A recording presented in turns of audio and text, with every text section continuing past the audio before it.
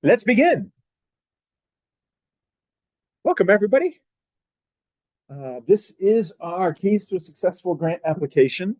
We hope that we'll share enough new information about what's changed and improved. We hope with the application this year that this will be useful for you veterans.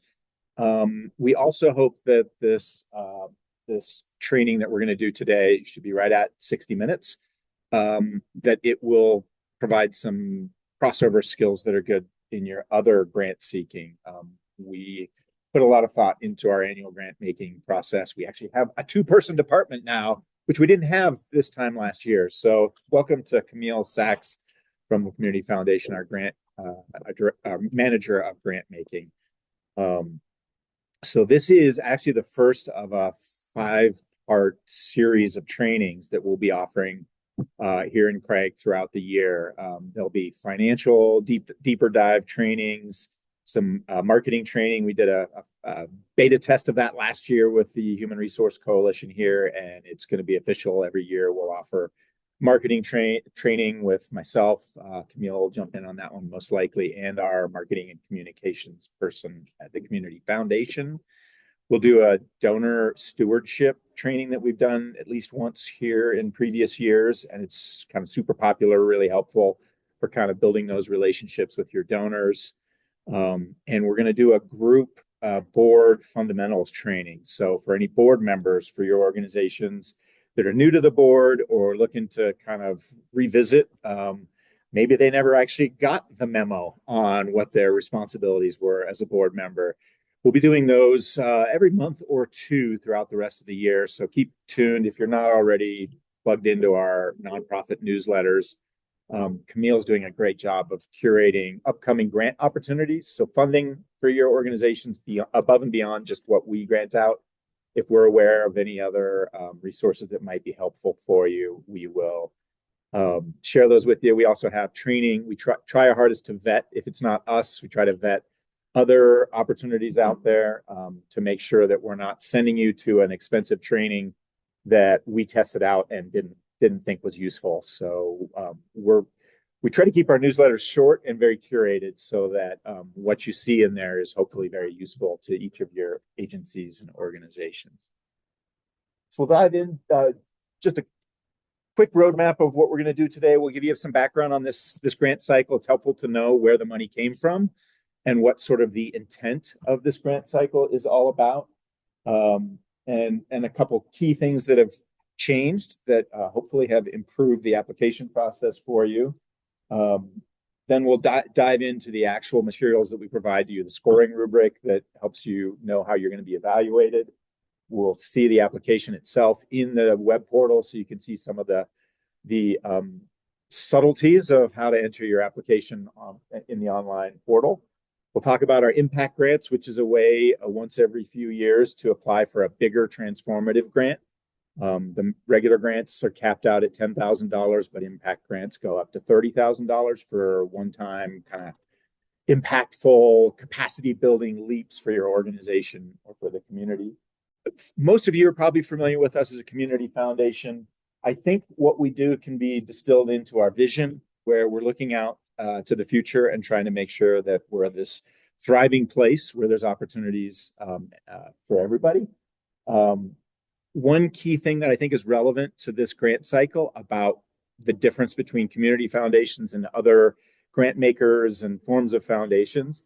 As a community foundation, community's in our name because we're meant to be very diverse, broad thinking grant makers here in town. So we're interested in health and human services and animal issues, the environment, recreation, arts and culture, everything that makes this community tick. And that's actually built into our identity, our tax status with the IRS in order to be what we are and be a tax exempt entity, not unlike most of your organizations or all of your organizations. We cannot have any more than 30% of the assets that we grant out and that we hold from any one donor. So it's meant to have multiple donors with different perspectives, different passions. So it makes us eclectic. It means that we can't just focus on our favorite pet sectors of what we care most about. We care about the whole spectrum. But just so you know, we're about as friendly as it gets as these competitive grant cycles go. There's a lot of them out there that might grant to less than 10% of the applicants. So you go to all this trouble and you still have, 1 in 10 chance statistically. So we hope, because we are thankfully, thanks to our donors, able to grant so much money to so many organizations every year. It's the individual grant is not a huge chunk. It's not going to keep your lights on for most of your organizations. But it's a cap of $10,000. But we do hope that the process, getting acquainted with us, having one of our volunteer grant reviewers come out and meet with you for generally about an hour in the early part of August to talk through your application and answer the questions that our reviewers had. Not every grant opportunity has that. Sometimes you live or die by what you wrote and submitted with your application, and we try hard to not do. So you'll see in the next slide, there's 8 of us now. We're growing, but we're still a small and mighty team, doing everything from grant making and trainings like this one, other services that we provide to nonprofits, to this actual competitive grant cycle and all the money that's going out of us, the gifts to your organizations to help you do what you do. Sometimes that's through a competitive grant cycle like this. Sometimes it's our relationships with the donors who trust us to kind of know what you've got going on, and we can direct them to organizations that need, funding. The Senior Social Center, for instance, had all this amazing equipment for access to technology and communications, for people who can't hear a phone. There's some technology that will allow them to use to communicate with their friends and family. They were missing a key connection for that. And so that was outside of this grant cycle. It was an opportunity that we heard that would make a difference for the community, and we connected up a couple different donors with that need, and we're able to raise the funds for it. So there's more than just this grant cycle at issue. That your applications is a wonderful way to know what you're doing well, where your strengths are, but also, like, humbly, what your challenges are and your needs. This money that we'll be granting out is charitable. It has to be for charitable purposes. So we actually do need to hear, what this money, what difference it would make, how it would improve things or make something possible that wasn't otherwise possible. So there has to be a need. This, we believe, is the largest competitive grant cycle across our 2 counties in the Yampa Valley. Last year, it was $656,000 that we granted out. From the little pie chart here, you get a visual sense of just how eclectic the granting is. If you're trying to insert yourself into one of those pie slices, you'll realize just how sort of arbitrary that is. A lot of organizations will cross lines. You might be doing education and also animals and also environmental issues, for instance. We actually are completely changing this pie chart. We're trying to add some nuance so we have a better sense of, are we really hitting equitably all the organizations doing all the work in our communities? So this chart will probably look fairly different next year. Suffice it to say that it's a priority for us to have geographic diversity. We're looking at east and west across our 2 counties, north and south. Our committee is comprised, as best we can, of folks from all over the Yampa Valley. So the reviewers actually, are from the places that the grant funds will go to. So they have a vested interest. A lot of them are donors themselves. So when you spend that hour with them for your site visit, you're talking to a community member and a potential donor, and you have a great opportunity to teach them about what you do and why you need the support of funds like this. An important thing to know is that we raise the funds for this grant cycle every year. So it's there's a few endowments that we've held that generous donors have said, I care about arts and culture, and I want to have an arts and culture endowment for this granting cycle. So we have a few of those that kind of seed the pot of money every year, but mostly it's us going to individual donors and saying, hey, look, we have this robust process where we're going to hear from the 86 most active nonprofits in the community. We're going to hear what they're doing well, where their needs are. We're going to score these. We're going to go meet with them. So if you contribute to this pool of shared money, you get the assurance that we do this whole vetting process to know that these are the most worthy organizations being funded, commensurate with how strong their application was and all. So as part of that, there's some guidelines and some minor, I think, restrictions. The funds have to stay in Routt and Moffat County. There's certain guidelines that we'll go through to make sure that this honors those donors who contributed money to be used to the highest need. One other thing I'll mention is the review process. We have two separate committees. One is a finance specific committee, and that's where, if you tune into the recording of yesterday's finance and budget training, you'll get acquainted with Chris, the head of that, the chair of that committee, who kind of assists and helps us train those finance reviewers. They're all experts of finances for small business, big business, nonprofits. So when they look at your 990, your budget, your financials, they know what they're looking at, and they pretty quickly hone in on, is there a concern? Is there an area that's not that looks like worrisome or unclear? And so they will go through this first process of seeing what you submitted, trying to wrap their head around, do you have enough money to do this year's work? And is the cash flow working, or are you going to come up against some challenges? They go first, and then the second group, it overlaps a little bit, but the finance committee finishes their review and then gives sort of a score that says green light, yellow light, red light. Green light says this organization's doing what they've always done. They seem solid. Red light would be like, we're concerned. There's something here that looks unsustainable. And it doesn't stop there. Our finance director, Karen, will actually pick up the phone and call you when there's a concern like that and clarify what's going on. We have at least one example of where something that was unclear from that the finance review raised questions that was a need that we were able to assist in different ways outside of this grant cycle. It was much bigger than the $10,000 grant maximum, and we were able to step in and assist by connecting donors to that need. So that's where I can't encourage you enough that in this process, it's so tempting. Like if you were thinking of like applying for a job or trying to like win an award for something like that, you want to put all your best stories out there and all your trophies. And that's helpful for sure. There's parts of the application that are about tell us what your vision and your mission is and what you do well.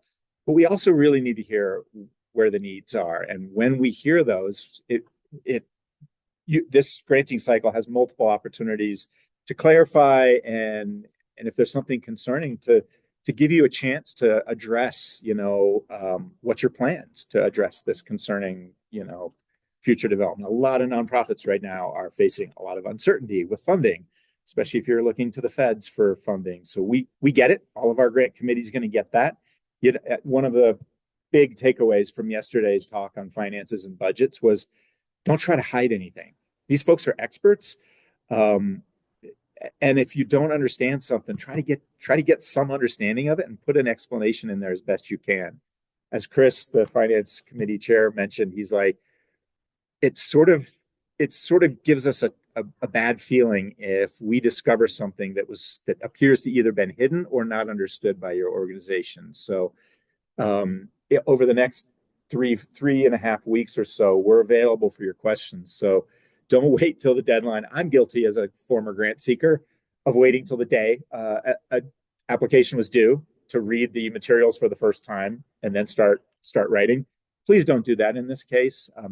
So plan ahead. At the very least, take a lap through the application, the online portal. And if you've applied in the past and you got feedback from us, which we always offer, on maybe where there was room for improvement on your application, take a stab at that question and send it to us. We're happy to review. It's hard for us to review everybody's full application top to bottom between now and then. But if there's one place that feels like where you could improve your case, or you were confused by what the question was looking for, or you struggled with it last year, use us as a resource. What happened when Greg says don't hide things? That example he gave was hidden, and that organization was, kind of marked as red by our finance committee. That doesn't bode well later in your application, even if we can talk through it. If that same organization had upfront said, we have this unfundable need that is a hole in our budget, we're going to acknowledge it up front, they probably would have never gotten to the red light phase, because Greg and I could have reached out to them and addressed that head on. Yep. And figured that out. So being transparent early on will always help you in this case. And yeah, rather than like hide it and have our finance committee dig around and then be like, okay, well, what else is hidden in this application that we're not seeing? The transparency will definitely help. And we try to be as transparent with you all as well on that side. Now we can go to what's new for 2025. Very true, all of that.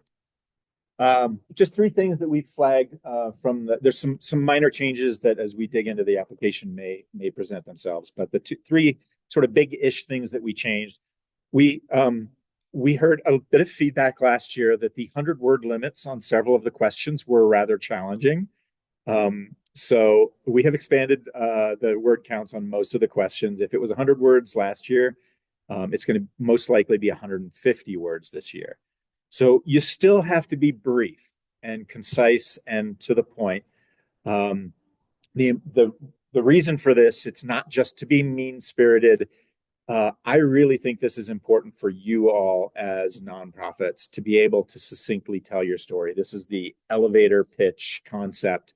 If you can't condense and succinctly get to the meat of what your impact is, or your need, or the audience that you serve in 150 words or less, keep working on it, because that is going to be really important in a lot of what you do when you're recruiting new staff or volunteers, when you're talking to the community about what you do and tabling at an event and you don't have a long time to explain all the ins and outs of what you do and all the subtleties. So 150 words, there might be a couple minor questions where it's shorter than that, but in general, we did listen and give you a few more words where it was just like, it was hard to trim to that point and get your message across. We've always required reporting on your previous grant, but we haven't always asked for that at the same time that your applications do. This year, we decided that's actually a really useful document to our reviewers to see how you used last year's funds if you received a grant from us last year. So we are requiring a report on the previous year's grant at the same time the new applications due on June 2nd. Some of you may have not spent those funds yet, and that's okay. If you have summer programs, if the Crane Conservation Coalition is still using the funds in the summer ahead, let's say, that's okay, but we do need a written report. We have it's a 2-page, it's pretty simple grant reporting form on our website. And if you're not done spending the funds, let us know how many you still have to spend, what your kind of rough timeline is for finishing that. They do need to all be spent before you would receive new money through this grant. So Labor Day roughly is your ballpark for that. But we do need to know how it's going. And then that can be shared with the reviewers this year so they can say, I see what they're asking for the year ahead. What did they do with last year's grant? And it's another awesome storytelling opportunity. I hope that you've got some good news to tell about that. The truth is, maybe you spent it and it opened up some new challenges and needs. And that's also a good thing to share, because that's what this new grant might address. So, yeah. When we submit our work in progress report at this point, is there going to be a final report due again? When you do that, I would just encourage you to say, we'll be done spending the funds by the end of August. And at that point, we'll send a final report. Yeah. It's a 2-question report. So it's not super overwhelming. The first is kind of a progress update on what you wanted to use funds on. And the second question is there any other way the Community Foundation can support you? So it shouldn't be too daunting to kind of come back and be like, and here's that final update. We used to bill it as our famous 1-question grant reporting form. And we realized we were missing a key question, which was, did you spend all the funds? So we now ask, did you spend all the funds? If not, what's left? So it's 2 pages, but there's a question at the top of each page. And then we've always had some questions about general operating grants to support your organization in a broad general way versus program grants. This granting cycle allows for both, and in some cases requires a program grant from certain organizations. So our next slide will talk about that, but this is a change, and we think and hope that we have simplified.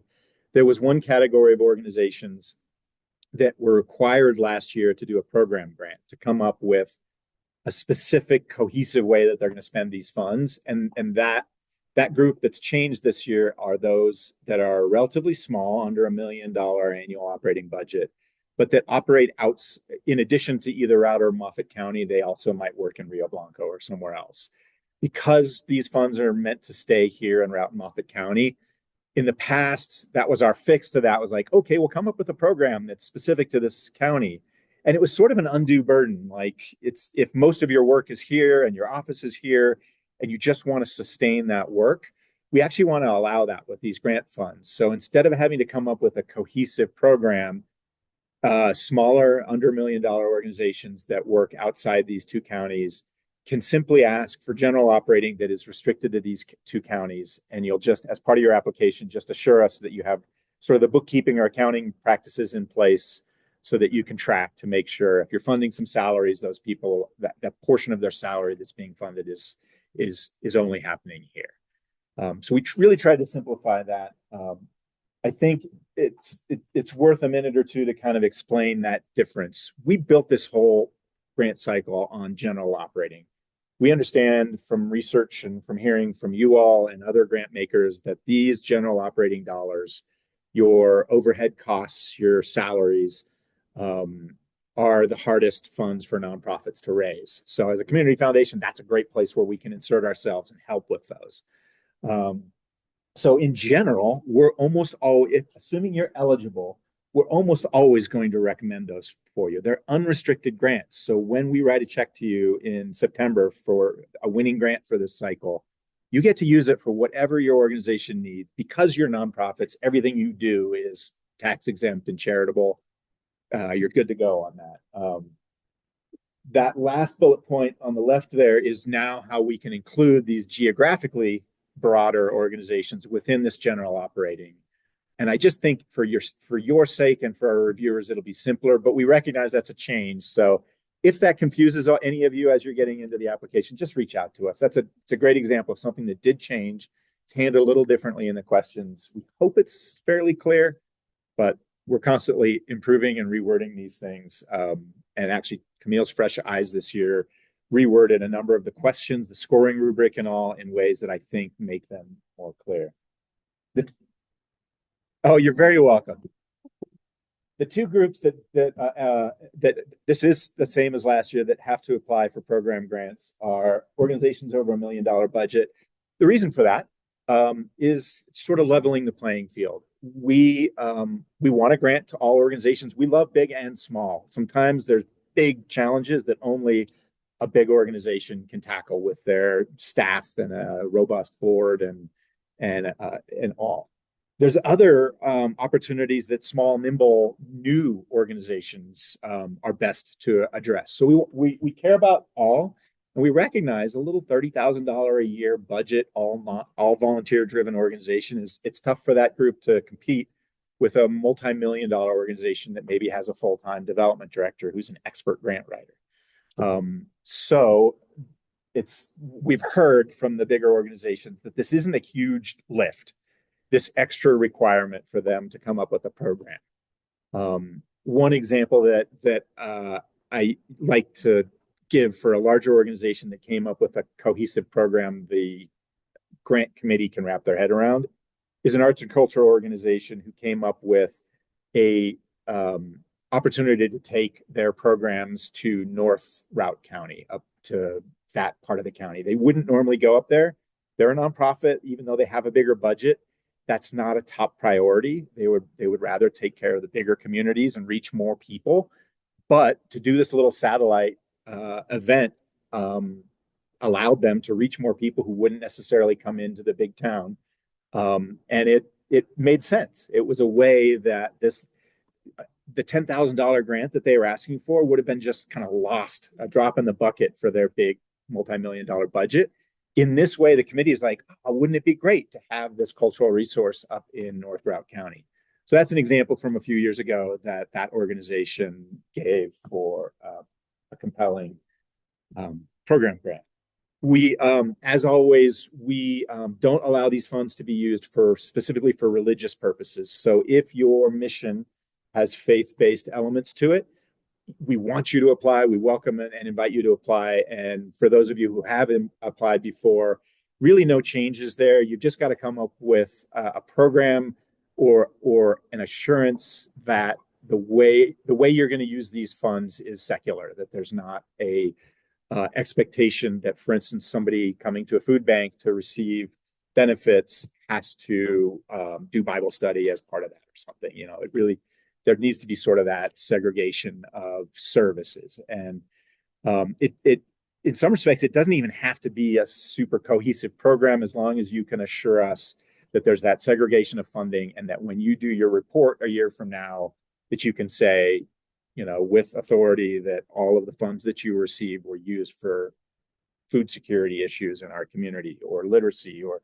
whatever it might be that feels clearly segregated that way. You do technically have the opportunity, if you're eligible for general operating, to include a program, to apply for a program grant. Call us if you're thinking about that. I would almost never recommend that. Why would you walk away from unrestricted funds that can be used for whatever you want? Some people have argued that it gives, in a competitive grant cycle with 85 other competing grants, it might give people a concrete idea. Sometimes that's a good approach for donor solicitations. You know, your $50 donation does this, you know, feeds 3 families for Thanksgiving or whatever it might be. In this case, I almost always discourage that. It doesn't hurt to say, if we were to receive this grant, an example of how we might use it would be to create this program, or you know, you could give some specifics like that, but don't tie your hands by requiring. Before we dive into the specifics of the application itself and all, I wanted to kind of give you my takeaways as both a grant seeker and grant maker for a while now. The first thing I think it's worth keeping in mind throughout this whole process, from the first time you look at the application all the way through that August site visit, and even once you receive a grant, you know, sort of the, you know, sending a thank you note and things like that, is that all of the grant reviewers who will be looking at and scoring and asking questions and following up on your application, they're community members and they volunteer their time. They kind of sneer at me whenever I say it's a 40-hour commitment. Apparently, it's more like 60 or 70 hours that these folks donate of their personal time to review an average of 30 or more of your applications. We try to get multiple eyes, generally 6 or 7 minimum views on every application, so that if somebody missed something or, you know, we want different perspectives. So respecting that those folks are donating their time, and they, to get through 30 applications in only 70 hours with the trainings that we do, the scoring, the follow-up to read the notes from when there's a site visit with you, and then the rescoring. And then we meet for a 4-hour meeting at the end of the whole process that we call the Thunderdome, to come together and duke it out over who gets how much funding. It's important. Those 150 word counts are super helpful. One of the things we ask you somewhere in the guidelines is, please don't just copy paste answers from question 16 to question 17. If you're reading carefully, and actually somebody caught, there was a duplicated question in the application yesterday, so we fixed that, it's gone. There are no questions that are identical. So if you find yourself about to hit copy paste and put the same answer in 2 places, for one thing, you're forcing that reviewer to read the same sentence you wrote earlier, which is kind of unkind. For another thing, you probably missed a subtlety of the difference between the question about your audience and the question about your methods, let's say. So if in doubt, that's why I say check out the application early and send your questions to us. The other way to unpack 2 questions that look really similar is read the scoring rubric. You'll hear it several times from us today. We tell you exactly what the reviewers are looking for in question 16, question 17, question 18. So you don't have to guess. You don't, and you might read a question quickly and be like, I know what they're looking for here. Slow down, read the rubric, and make sure you're clear on what makes an excellent answer to that question. This is competitive. You do want to stand out. And one way to do that is giving us evidence of the impact that you make or that you're planning to make with these funds. And you'll see that word evidence in our scoring rubric a lot. We don't want claims that you know what you're doing is important and it's going to improve the community. We would really love to know in the ways that you can help us understand that that's for real, that there's some evidence. You had a good example on. Yeah. I'd like to remind everyone that evidence comes in many forms. I come from a previous job where we tried to take a lot of overwhelming quantitative information and explain it at a human level. So qualitative data is just as important. And if you don't have hard numbers to show, don't try to force yourself into a box where you're giving us statistics. You can give us a testimonial. It can be a pull quote from somebody or a short story about the impact that you made for a community member. So don't try to squeeze yourself into any box when it comes to data. I think the other thing to look at is if you don't necessarily have the data, but you're talking about a program or a project that has happened elsewhere, you can always show those examples and be like, in these 7 communities, this is the impact that this has made, and that's how we know this will be helpful here, and that's what we're trying to bring. So you don't necessarily have to limit yourself to your own data, and definitely shouldn't try to force yourself into quantitative. I think that happens a lot, and it can make you lose your message a little bit. Yeah. A suggestion from last year was to include more quantitative information in our grant. Golly, would it be, was the idea to be, these are the number of volunteer hours and these are all of the things those volunteer hours covered? Or do you need like individual people, like this person does shelter? No, I think that the broader level of, these are the volunteer hours and this is the work that comes out of those volunteer hours is a great way to talk about how, this is how much time we're putting into this and these are the outcomes from that. I don't think you necessarily need to go individually. I think sometimes when you have those organizations that work for a long time with one individual, the idea of showing evidential impact means that they're gonna be like, well, I only worked with 5 clients this year, but I still think that the impact is really large. And so giving that testimonial can really help in that case. Yeah, I would maybe flip your lens on that. You're maybe overwhelmed with all the potential numbers that you could gather from the nonprofit's perspective. Empathize for a moment with the folks sitting on the review committee, some of whom are numbers people, some aren't. Some know the nature of your sector and your community and what's going on. Some are maybe new to it. So in some cases, an individual case study, an example of somebody who's living below the poverty level but needs a therapy animal, a comfort animal, but can't afford it, how, like, a sense of their sort of finances and how this service that you provide fills a gap there. The numbers of that, their like financial realities might be a way to indicate like the community service you're providing, just as an example. That might be more compelling than sheer numbers of volunteers. Right next to that person on the review committee might be somebody who's looking at, well, they're asking for a $10,000 grant. How many people does this reach? What's the cost per, and that might be a marketing person who's like, what's the cost per 1,000 on this? And we work with the grant reviewers to try to make sure that they aren't tunnel visioning too much into what their expertise is. We love their different perspectives, but in general, we want them to look at you all with a broad lens to an organization that reaches 6 people per week, but in a really impactful way, versus an organization that's improving a mile of trail that's going to benefit 10,000 people this summer. How do you evaluate those side by side? It's not easy, but you can actually, if you just sort of take a step back and say, $10,000 saved a life here, $10,000 improved the community and enriched sort of the heritage connection here. So it's sort of a different, it's a squishy way to say there's a lot of different ways to do this. If you can quantify something that from the feedback that I think you got last year, that's probably going to add to and improve on what you already have that you're doing well, like the qualitative like impact that you make. This can be sort of intimidating as you get into the actual application and you've only got 150 words to answer this. So as you're doing this, if in doubt, my standard advice is come back to your mission as an organization. The reason we do this charitable grant making cycle, the reason we love our work at the Community Foundation and being able to support you all is that you do great work in the community. You are making this place a better place to live and allowing people to stay here who might otherwise have to leave and doing all the good things you do.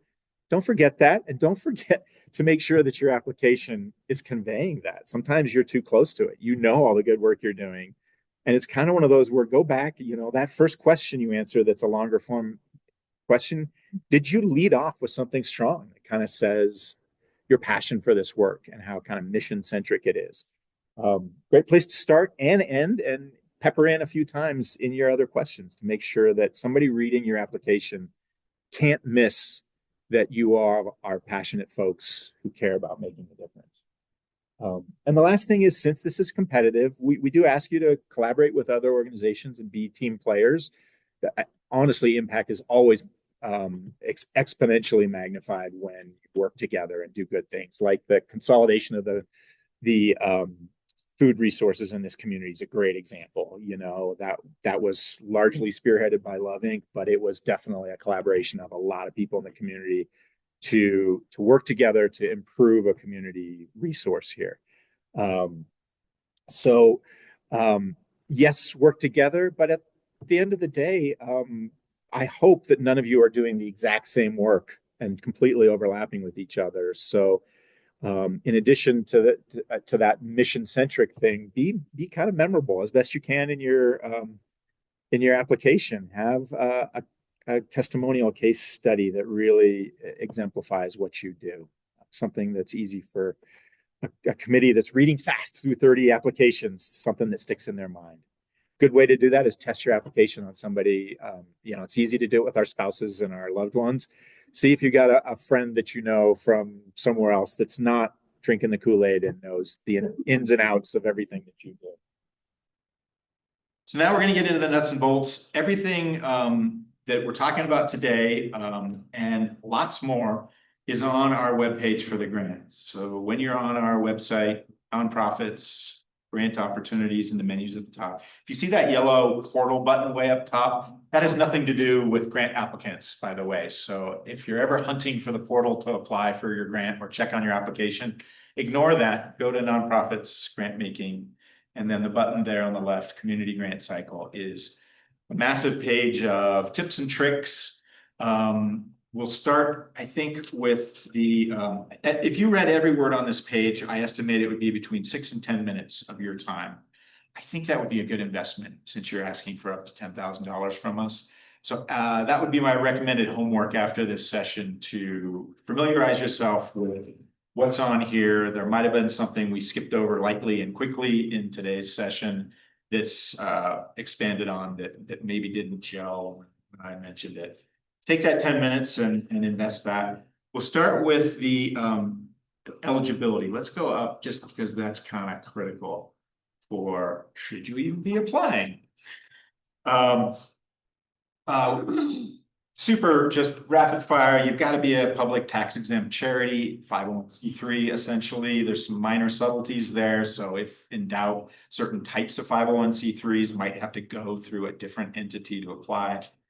We do have that ability. If you're not a public charity, but you're doing something that is a charitable community benefit, talk to us. We can probably point you in the direction of a fiscal sponsorship or some other way where you may still be eligible for some of these funds. The funds have to be used in Routt and Moffat County, as I mentioned. And a little subtlety is that we accept one application per tax entity. So an example would be Better Tomorrow here in town. It's an umbrella organization that has 4 very cohesive programs with their own program directors that almost feel like independent nonprofits. However, they have one tax identification number, one tax return they submit. So Better Tomorrow can apply once per year, and it's up to them. They're a big enough organization, they have to do a program grant.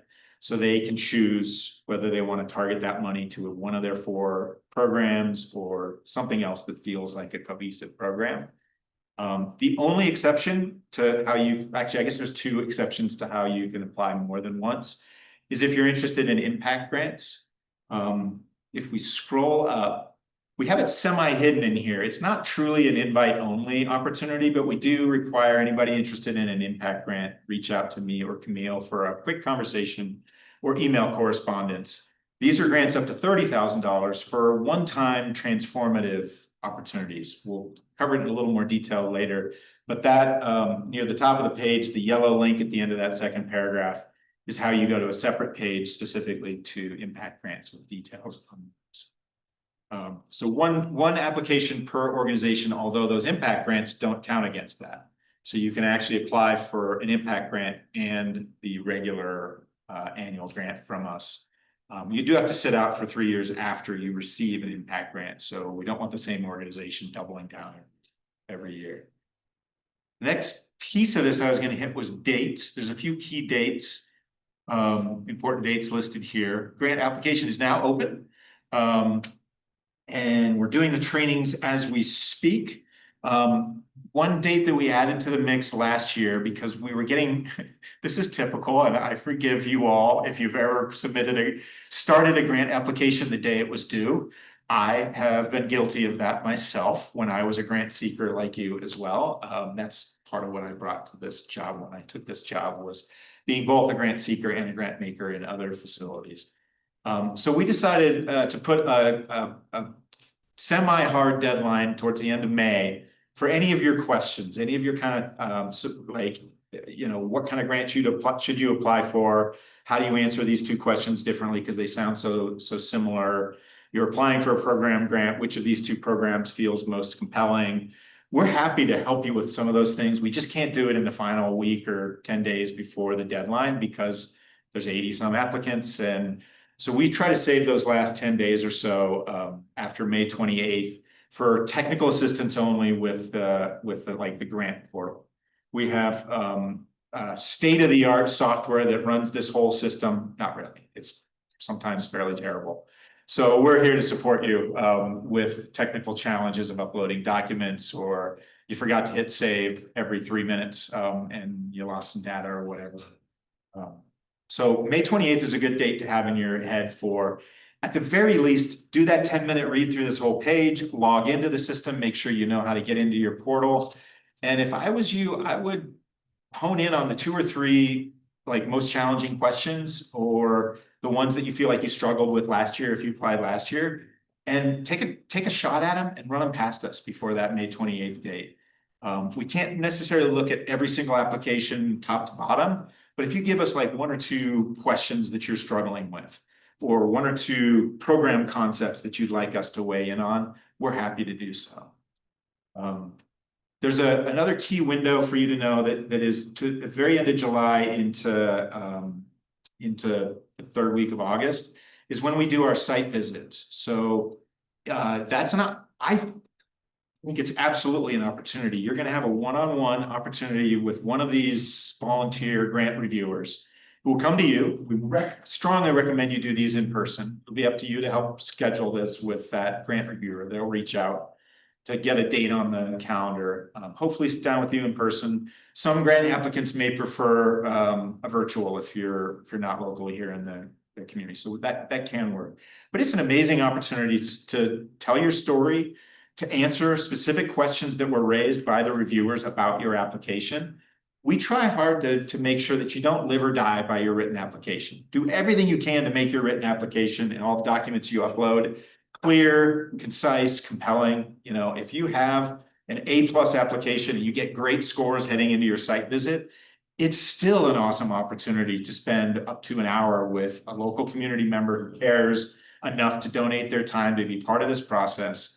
And that person in turn will take their meeting with you and come back to our bigger committee of a couple dozen folks.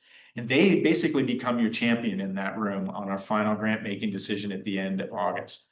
So if somebody in the room says, hey, I have some questions, I read that application and I was confused by this, or I don't know that there's really a charitable need there, or I don't understand how this organization works, you know, delivers what they do. That person that you had your site visit with becomes the person to answer that question for the group. So almost entirely across the board, those site visits increase your scores. We have the committee score you and review you and ask their questions amongst themselves. Those questions come to you, you have a chance to answer them, and almost every single one of those organizations got a higher score afterwards. So it's meant to answer those questions. I'll give you a chance to explain yourself if something was misunderstood.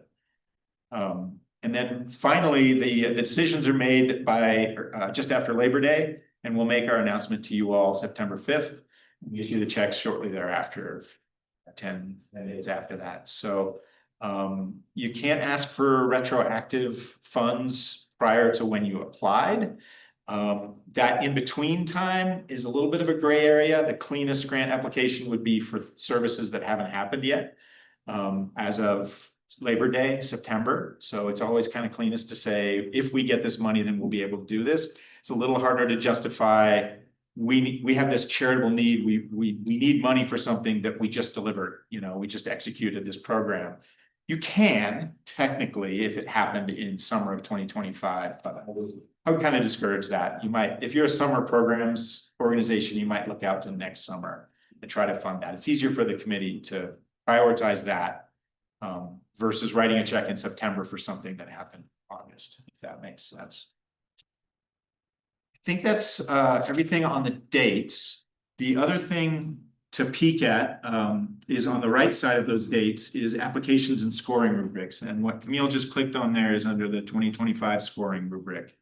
I've noticed that other grant makers don't always offer this pulling back the curtain and showing what you need to know to succeed. Honestly, if you look no further than the left column, that's what we define for our grant reviewers as an excellent response. We try to be as detailed as we can about what we're looking for. So you'll see that term compelling and evidence for what you're saying. So a lot of you all do what you do because you're passionate about it. You're probably drinking the Kool-Aid of your respective missions. These grant reviewers come from all walks of life in this community. They may or may not know about horse nonprofits or trail maintenance or the subtleties of domestic violence or suicide prevention in this community. So we do need you to these will sort of unpack what makes an excellent answer there for any kind of reviewer. There's one I wanted to in red on the rubric. Last year we had two separate rubrics, and this year really the questions are by and large the same. There's only a few questions where they diverge slightly. So where they diverge, like question 19, we've in red explained the difference between what a program grant needs to answer versus a general operating. Neil, if you can go down to 22. This is the shared goals and collaboration question. We changed this a few years back because there was some confusion on what do we mean by shared goals? Why do we have to have shared goals as a nonprofit? And this comes back to what I mentioned earlier. You're stronger because of your collaborations. One of the things that's in this rubric that maybe isn't intuitive the first time you read it is we say that we're seeking an organization working toward a community goal that fit quote unquote meaningful numbers of residents or visitors here. And we're talking about human beings. So animal serving organizations, Humane Society. I always encourage you to, the donors to these funds are human beings who generally are interested in that aspect of our community. I'm certain every animal serving communication, every trail building organization is serving humanity in this community. So I'm certain there's a way to tell your story in a way that talks about positive impact to the folks who live here. And if that meaningful numbers term feels intimidating because you're doing intense one-on-one interactions with clients and you're not reaching the thousands of people who attend a concert or a talk at a local venue, don't lose heart. We have built this and we train the reviewers to understand that it's really hard to compare apples to apples with all these different diverse services you all provide and all the different ways you improve our community. So what we're really, the metaphor I use in this rubric is that it's not about what kind of juice you're making, is the juice worth the squeeze for the work that you're doing. So our committee, they recognize they're making competitive decisions and they're potentially taking some money from one organization and giving it to another one who had a stronger, higher scored application. So set them up for success, make them excited about your application by, it doesn't have to be the biggest number, but help us understand why your small number of folks are reached in a really impactful way, in a way that can't be done in a quick drive-by interaction, that you need, multiple counseling sessions to help somebody who's having some mental health issues. And that's what these funds would cover. So that gives you an idea of just how kind of detailed this is and how it's hopefully worth your time. At the very least, read those left columns and keep this open while you're writing your grant application. And if you're struggling with a question, I'll say this multiple times, come back to the rubric to see what we're looking for. Why wouldn't you see how you're going to be scored before you write your answer?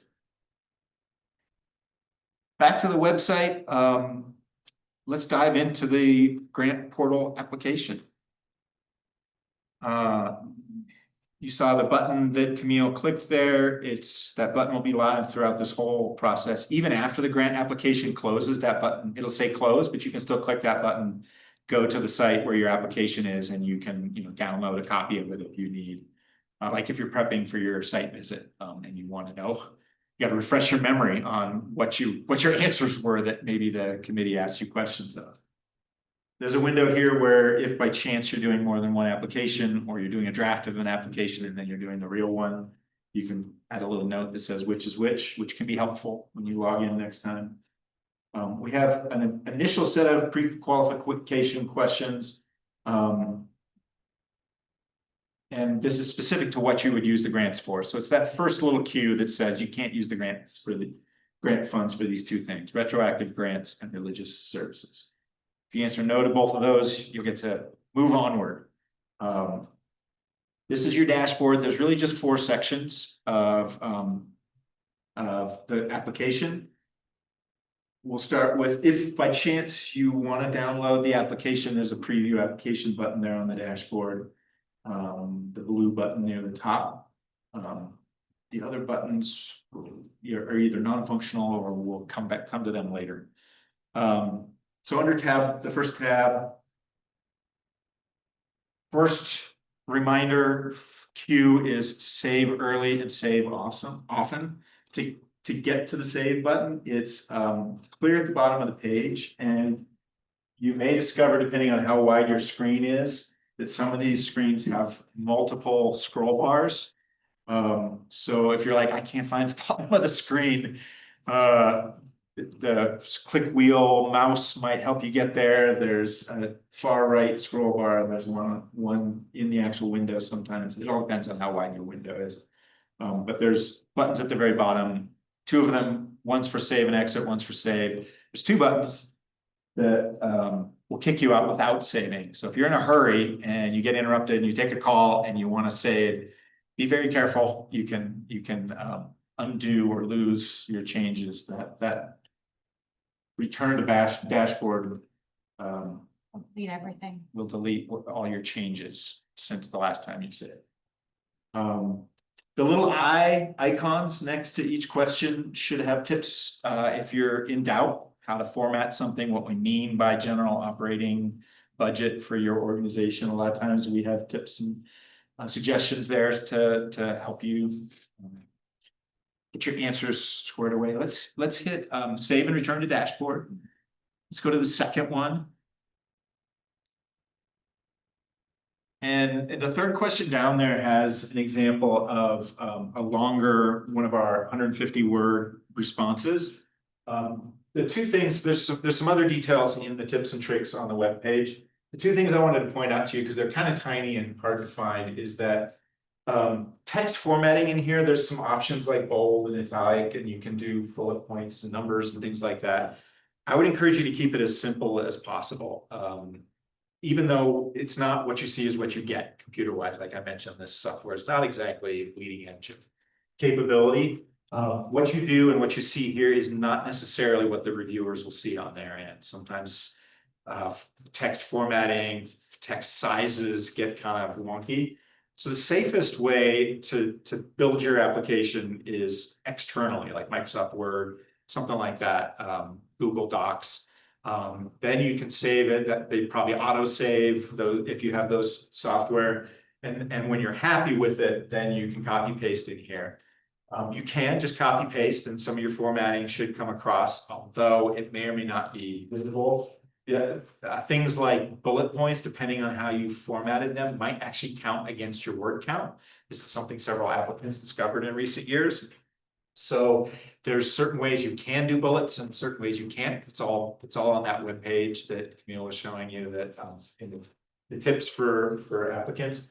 But I wanted to show you these two buttons here at the top of the toolbar. There's one that's a little clipboard with a T, which is paste as plain text.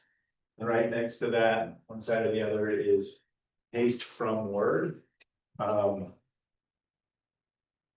of those two has a little tiny W in it, and that's strips some of the weirdo software formatting on your text off, so that it might look too sparse when you do that. But then you can use the toolbars formatting, like the bullet points, to reformat it. And then those bullet points, if you format them in this portal, won't count against your word count if you're right at that 150 word count. So those are useful. Those paste as plain text, paste as Word.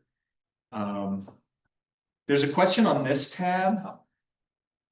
I think it's this one. Question number 16. How would you like to further characterize human resources at your organization? We recognize some organizations are heavily volunteer driven, and that might not be captured in the 3 previous questions where we ask how many full-time equivalent employees you have. We ask for details of your board. That is a subtle change we made in the past. We've strongly suggested that you provide us sort of super succinct bios of your board and key staff members. It was a perennial question from our reviewers, like, I see a bunch of names here, but I don't know anything about these people. How are we supposed to assess the leadership of this organization? So we do ask you now to give sort of it could be a single word or two, like the background, the connection to your mission that, say, your board members have. Could be their primary career. We ask for, it's in the fine print on that question, their remaining years in their term, if there's term limits. So that final question 16 in this sort of human resources section allows you to share something that wasn't captured above. It's one of the few questions that's listed as optional. You don't have to complete that. Don't answer if you feel like the previous questions got it. There's no reason in my mind to fill every single space and do 150 words in every place you can fit 150 words. Because again, you're sort of fatiguing the reviewer if you're giving them flaw. But if there's something that, like, particularly all volunteer driven organizations or really seasonal organizations where that FTE, full-time equivalent number, doesn't help us understand how your organization is staffed, that's what that's for. Let's check out tab 3. This is the attachments tab. On the main web page, there's information on how to combine documents. We require all your uploads to be as PDFs, and you can upload 1 PDF per question. So we've got some free online resources where you can take 2 PDFs and merge them together. And there's tips and tricks on the web page for if it's not uploading, the most common problems that people have. Sometimes it's a file name of your PDF. There might be a special character in there. The file name might be too long, etc. So what I wanted to talk about here is this question number 27. Again, we recognize the constraints of the questions might not allow you to properly convey one of the questions that we're asking. Like, for instance, if an image of a floor plan of the building renovation you're planning to do would convey what you're doing better than 150 words, that'd be an excellent example of something that could be uploaded in this optional supporting documents. We aren't looking for letters of support or anything like that. We should be pretty familiar with all your organizations. And you're going to have this one-on-one site visit with our reviewers. It's an opportunity to explain anything that didn't fit on these pages. But we actually encourage you to use this very sparingly, only for something that didn't fit in. We don't want your last year's annual report. Whatever you put in this supporting page, 1 to 2 pages maximum, should reference a specific question. Say, question 17, wasn't quite able to give the full details of our 3-year plan. That's okay to, if that would help a reviewer understand something that you couldn't clarify earlier. We don't want you to circumvent that 150 word limit with that and just throw another 150 words at one of your answers. If it's a worded answer, that's probably not ideal. But if there's a chart, a pie chart, something visual, something that would help clarify, that's what that's for. The 4th tab is where you're in the home stretch. You're going to answer some questions about whether your organization's in trouble. If you're the grant writer and your executive director also needs to sign this, or the board chair, if that's one of your own internal policies, we don't require that. But if your bylaws or your organization requires a second signature, there's a checkbox there which will open up a second signature name. If you do that, then you can save and return to dashboard. And this is where one of these extra buttons kicks in. Go ahead and click that green Add Collaborator button. These. If you need to add a second person from your organization, click Add Collaborator. You can do it makes you do this search first. You don't have to put all the fields. Search. Doesn't exist. So since that doesn't exist, you could just simply hit the add user button and you could put your executive director, your finance director, whoever else needs to sign it. You'll type all this information, follow the series of screens, and then I believe you got to put an email in there and they should receive an email allowing them to log in and they should be able to see the same application. We've had collaborators in the past, but we don't need them to be in there anymore. Is there a place to like remove? Shouldn't matter unless if there's somebody that, for instance, left the organization and you don't want them to have access to archived old applications or this current one, let us know and we can kind of revoke past access. But otherwise, they would have to manually go in and. Okay, yeah. If you're concerned that they're going to meddle or change something, it's not like they automatically get notified that you've started an application or anything. But it was. Yeah, good question. The last step, once you've done that 4th tab, back in the dashboard, is the red final review and submit. That's your last chance to see all your answers. And at the very bottom of it, go ahead. I don't think it'll let you click through it, but if you do a tiny little red warning, the orange warning in the upper right says, oops. Once you were ready, it would take you to a quick review of everything and just make sure once you reviewed it, you click submit. We see a lot of completely finished, not a lot, but every time there's a couple applications that got clear to the finish line and just didn't hit that final go button. We go back to the web page briefly and click on the impact grant page. That's a very select number of organizations that apply for that every year. An example would be the Boys and Girls Club. A few years ago was tasked when the city of Craig went from a 5-day school week to 4 days. It was an abrupt change. Boys and Girls Club was actually poised to fill that 5th day with some activities, but it happened so suddenly they hadn't budgeted for the first semester of of timing. So they had a funding need of 15 grand or so that was bigger than this grant could fund. They also wanted this general operating fund for their organization. So they applied for an impact grant to cover those. It was capacity building for the organization. To this day, they are still delivering that 5th day of services so that parents can work and their kids can have support. That was an example of an impact grant that's successful in the past. We have lots of other examples, and when we talk to you about your idea for that, we can fill you in on those. Are the impact grants on the same timeline or are they on a different timeline? They are. We haven't quite launched the application, but any day now, definitely by the end of this week, the application will launch. It's a different application, but through the same portal. It'll have a rubric, and this is your page for the information on it.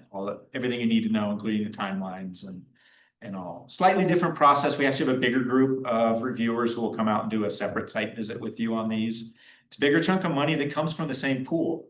So we're very careful in our review of these to make sure that what you're doing is truly impactful and transformative.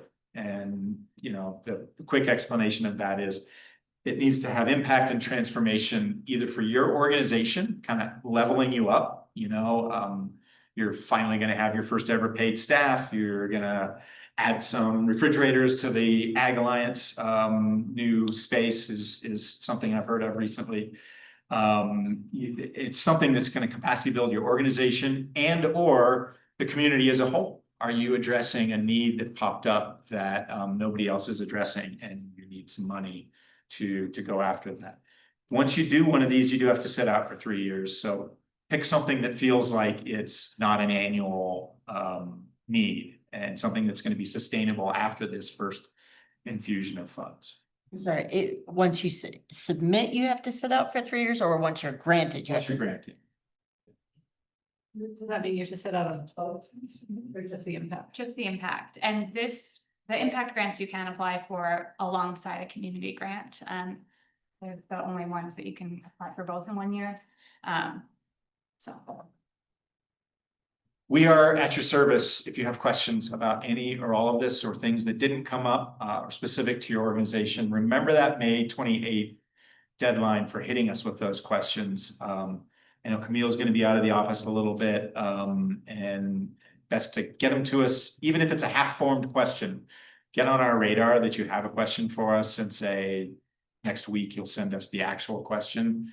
It's super helpful to kind of know where we can set some time aside to support you all. We really hope you're successful, and as part of that, part 2 of this training is a very frequent question from our applicants is budgets, financial documents, all of which have to be uploaded under that 3rd tab. What makes a good budget? What's enough reserves to be considered, you know, functional for your organization? So we are lucky enough to have Karen O'Connor, our finance director here at the Community Foundation, as well as Chris Godfrey, who heads up the finance review committee for this grant cycle. And for the next half hour or so, they were going to share their insights on how to kind of set you up for success. Field your questions. Chris Godfrey. I've been living in Steamboat for about 10 years. I've been involved with the Community Foundation almost all that time as a financial subcommittee member and now chairman. I had a 37-year career in commercial banking, from which I'm still recovering. I was a lender most of the time for Bank of America back east. I was responsible for the bank's loans to medium-sized companies, not the biggest of the big, not the mom and pops, kind of the big middle area of business activity. Lent the money, usually got it back, and dealt with a lot of the same financial issues, questions, problems that you face as grant applicants. Financial gurus, yes. Yeah, most of us have some sort of financial background. And our role is to save you and the grant reviewers time. We do the initial screening before the people that pick up your application and judge the merits of it, of what your activity is. We do an initial screening to assure ourselves and our donors of the stability and viability of the organization. Needless to say, it would be embarrassing to everyone if we made a grant to an organization that then disappeared 2 months later because it ran out of money. That wouldn't make us look too smart. So we are going to do an initial financial screening. We want to see evidence of your financial health. So we can go to the next one here. Yeah, there are certain things we're looking for here. But what this is all about is establishing your financial credibility. Credibility, credit, when you apply to a bank, they're making a credit decision. When you apply to a nonprofit foundation like this one, you're also asking us to make a credit decision. These words, credit, credibility, come from Latin, credere, to believe. And that's the key. We have to believe that your application is financially viable. So this is how you convince people that you have that credibility with financial evidence. So we're looking at your financial statements for the past couple or 3 years, and just as important, your budget for where you are going in the next year. Yeah, all of this is stuff that we ask you to upload with your application. Your tax return. If you are audited, we want to see the audited financials. We understand that those take a while to get, so you may not have your most recent fiscal year-end audited statement yet, but provide the last couple before that, and then your internal numbers that your accountants are working with you on right now for your most recently completed period. And then the budget for the current year. And where are you right now? Your most recent month-end cutoff of your balance sheet and your income statement. That's the kind of stuff we need. And that fifth one there took me a couple of tries to get that included in my application. I kept saying, I need to see how much cash they've got in the bank right now. So we ask that you just tell us what your most recent month-end bank balance is. Seems like a simple question, but it tells us a lot about how your organization is functioning. And there's no magic number there, but it needs to be in a proportion with the request you're making and with the budget you're operating under. Oops. Yeah, it was a nice sentence. I know, I'm trying to Nice, simple looking budget. They don't have to be exceedingly complicated. We don't need to see every line item of your expenses. We want to see the big categories. And it's most useful when we're looking at this to line it up with the prior year using the same categories. That can be challenging because your accountants, if you're using accountants, may categorize things differently than you do on your internals. Try to take a look at that. If your salary expenses are broken out in different ways, try to line up what your budget is showing us with how your historic financials show it. Because what we're looking at here is we're really looking under the hood of your organization to see the nuts and bolts of how things are operating. And the key concept here is variances.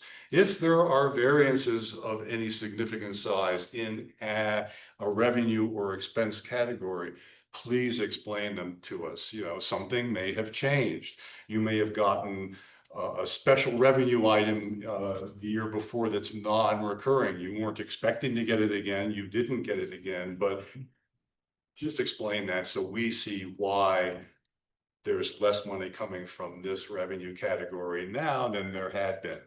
And that's perfectly understandable and explainable. We're looking, I'm just kind of wandering all over the map. I may not be staying on Yeah, and I'm not topic here. Yeah, this is something we want to look at. Your current cash on hand versus the run rate of your expense. Every organization, every business has a burn rate. They're using their cash. And we would like to see how many months of cash burn you've got on your heat shield, so to speak. The unexpected happens, it always does, and everyone needs to have a little rainy day reserve for when the pumps are. If you're operating with 1 month's worth of cash vis-a-vis your expense run rate, that's a little thin, and we'll be asking questions, or you should be explaining proactively to us why that isn't a crisis.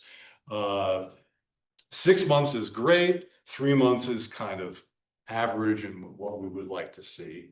That you have a little bit of elasticity in your budgeting so that you're not up against the wall.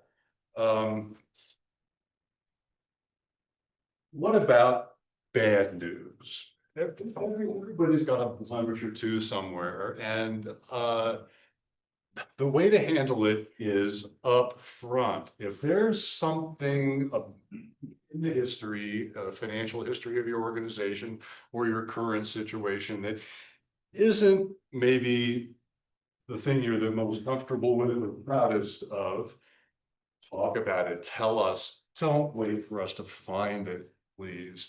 Digging around in your financials. We've had some examples where things popped out at us that were pretty serious, that were in the footnotes to a financial statement. We shouldn't be having to find that. That does not reflect well. Please come out with whatever issue it may be, and talk about it candidly, and we will try to understand it with you and how you're dealing with it. That's fine. When I was lending money, the cardinal sin that an applicant for a loan could commit is to not disclose bad news to me and to make me go find it and then confront them with it. That's not a comfortable conversation. Chris, if I could, great advice for those financials to add notes in the column of your budget, or a note up top before your audited financials, something that explains something that could be confusing or concerning. That said, back to the sort of the community foundation's role as in this trust-based philanthropy, one of my favorite examples of one of these grant applications that had a financial concern in there was an organization that had a $90,000 need. It was kind of not clearly disclosed, or it wasn't real clear what this need was or how they were going to fund it. Just to assure you that this process is meant not just to slap you for what you don't do well on your application, but also as an education for us and for all the people who are part of this committee to get better acquainted with your organizations and possibly help in other ways. In that case of that $90,000 building repair need, we actually were able to it was an organization that wasn't going to be able to open for business that coming winter, if not for solving that. And they didn't have robust ideas for how to raise that $90,000. So we took it to heart. We went and did a site visit, checked it out, and contacted some of the donors that we have relationships with, and we're able to actually raise funds for that outside of this granting cycle. So it's just an assurance to you that everything Chris is saying is, that's why you're here, to make your application as strong and compelling as possible.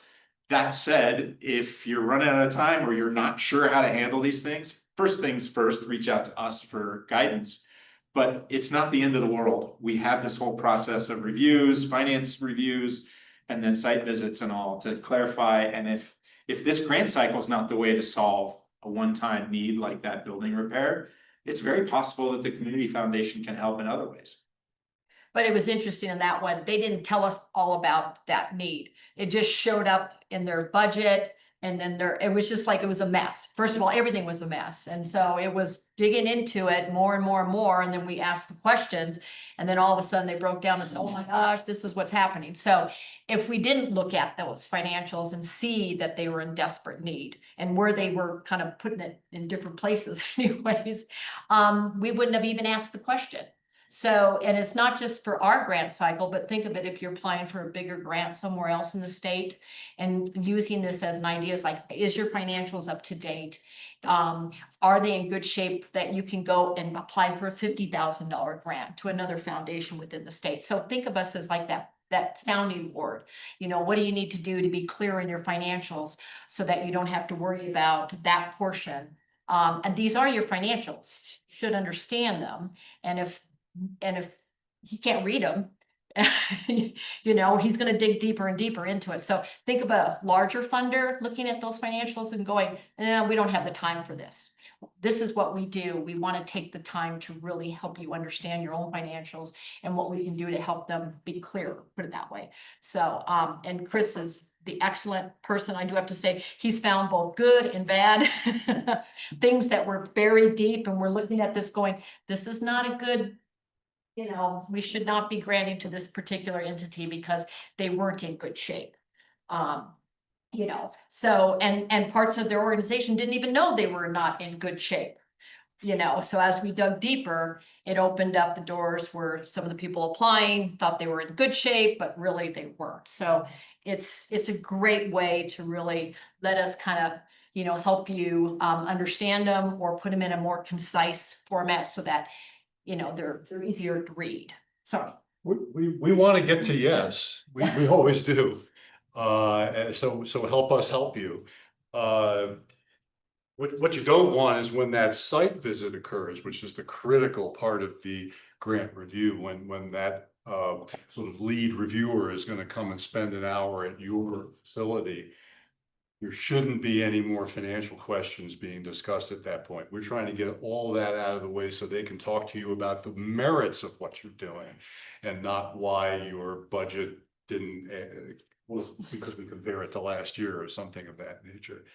So just two takeaways I would leave you with that we really look at and that you should be helping us understand. One is how much cash you've got versus how fast you're using it, how much cushion do you have there. So that tells us about your stability. We're here to fund your needs, but not to fund meeting payroll next week or something like that. And the second thing is variances. Those always tell us what's really going on with the organization, what's changing. Explain what changed vis-a-vis last year, vis-a-vis your budget this year, and that'll help us understand what's really going on in your organization. So that's what I've got. Questions? Yes. So a lot of us are dealing with challenges funding wise due to executive orders and other potential budget cuts, like the National Endowment for the Arts in our case, that will also trickle down to state level funding. Want us to note that like in a budget line, like, well, this is in here, but if the NEA goes away, then obviously we won't get the funds. Yeah, that's a risk to Huge risk to you, to us. Yeah, you know, one of my favorite questions to borrowers who are applying to the bank for a loan that I was looking at is I would ask them, what are the risks in your organization? Let's talk about those. Let's not brush them under the rug. Let's bring them right out and deal with them. The worst answer I ever got to that question was there aren't any. There are always. So yes, hit it head on. Absolutely. If some line item in your budget is This includes NEA money, but if the NEA goes away, yeah, I mean, and this much money is at risk. That might be one of the reasons for the application in the first place. So yeah, we want to know about that. Sure. Okay. And in the downside scenario, what's your plan? Well, and there's no, I mean, all I can say is that there's so much we don't know right now. I mean, it's just like, it's a crapshoot in terms of especially federal funding and the trickle down then to state entities that use federal funding for their, I mean, it's just like crazy. So I guess we should document the worst case scenario and hopefully. Try to game it out a little bit in your heads and explain to us, how are we gonna cope here? This is sort of like what happened when COVID broke out. We had to all be dealing with the great unknowns of that, and what we started to tailor questions about how organizations were dealing with that for a year or two. So yeah, we're in another contagion, so we got to deal with it. But we're well aware, and we will work with you to try to understand how you're dealing. Just on the 990, I know to take the donor list out if you're gonna post it online or anything, but should we be taking it out before we submit it to grantors? Apps to everybody. It is not public information. So your 990 is a public information. So if you do go to GuideStar IRS to pull up any of those documents, it's not included. So that is private. And it's, because otherwise other people are looking at your donor list. Yeah. Yeah, and even though, depending on, whether you report donors over 5,000 or stock gifts or whatever, it just, you don't have to include that at all. So, I always label one public document and then I hide the other one so nobody can find it. And the IRS will always pull that out when they upload it. 2 years, 3 years later. But have your 990 available. I actually, it's interesting. I look at nonprofit websites all the time to see if they have their 990 posted, the most recent one, or, if they have an audit or a 990. And it's just amazing that I have to go call them and they ask, why are you looking at it? I said, well, a donor came to us, they asked us some questions and I thought, well, the best information is to go pull the most recent 990 and to look at that actually. And on those first 2 pages, that's where a funder is going to look. They're going to look at and use it as a marketing tool. Put your programs, your successes and everything in there. If you run out of room, go to your Schedule O and put all the other, exceptions or notes or something, so that you can really talk about your organization in that way, not just the numbers, but the first 2 pages. Those are yours. You get to put, besides the numbers, those you own those, but all that other information in there on your programs and things, that's your information. It shouldn't be your bookkeeper, accountant, or whatever putting that in there. It should be somebody else saying, here's our successes. And so to use that, because I look at it all the time and I love it when somebody has their 990 on their site.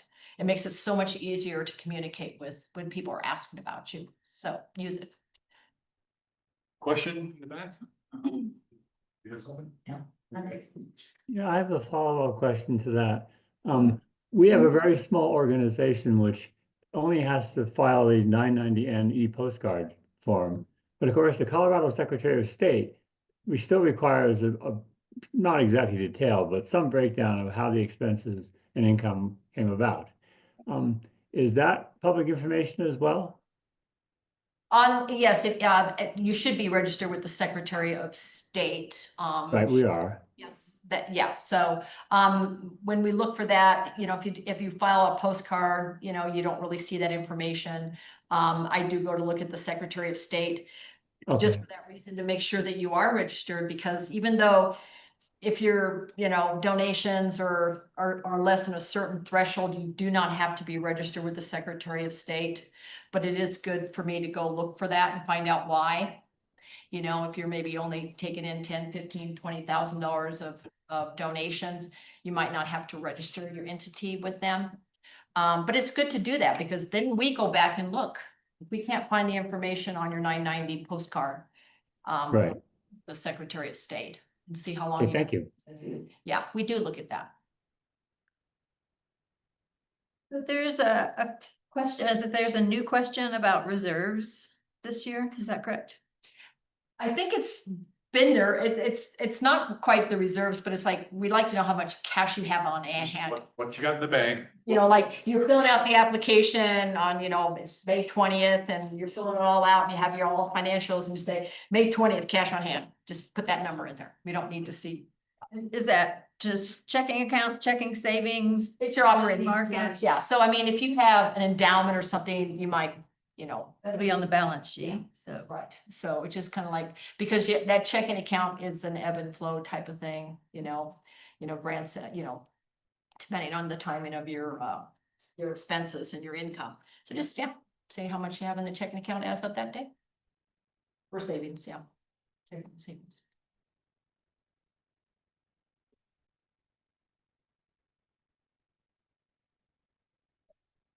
If it's a sweep account, there's like a certain balance per day and then it sweeps it in. I assume you wanna know. Just, roughly. You know what I mean? It's sweeping over a certain threshold into a savings or something. Ready cash on hand. Yeah. Some restricted funds are, don't talk about that, but the ready cash to run the business as it needs to meet its expenses day to day. That's what we want to know. You have.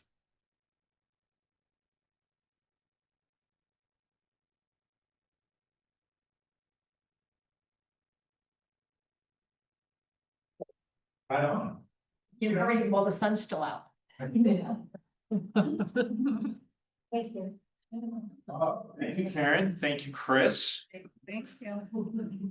Remember that we're available for questions that you weren't able to come up with fast enough during this session. But get them to us definitely no later than May 28th.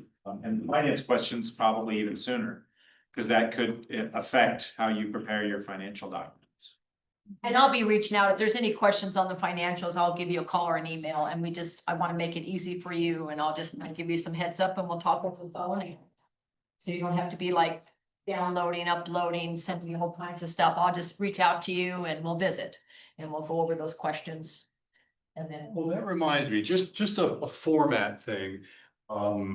Sometimes you'll have a financial document that's kind of big, and then when it gets uploaded, it comes in sideways, and I'm kind of reviewing it like this with my magnifying glass. I think there are tips and tricks for doing that in a way that makes it more accessible. Right, and sometimes they expand out, like you have to, so I don't know. If you upload something and it comes out sideways or it comes out really tiny, you can help them, I think, with that.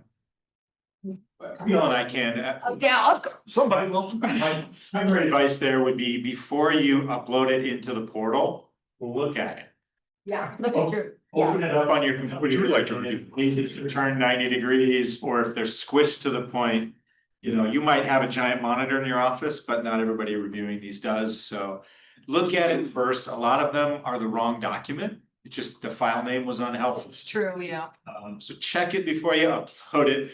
And if you are having trouble getting something to turn 90 degrees or whatever, we have software here where we could probably help. We'd rather you didn't spend an hour beating your head against software. Send it to me and chances are I can probably fix it for you. Great. Thank you all for making the time to be here. You know. Thank you online, everybody, for joining.